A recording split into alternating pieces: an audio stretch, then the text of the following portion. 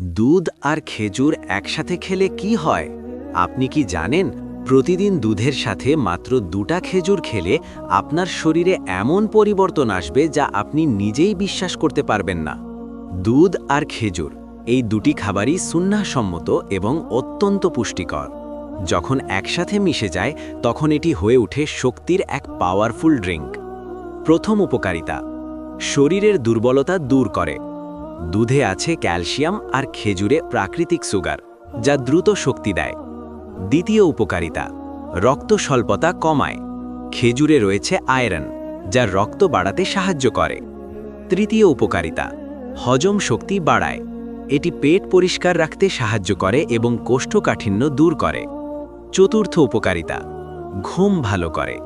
রাতে দুধ খেজুর খেলে মানসিক শান্তি আসে এবং ঘুম হয় গভীর।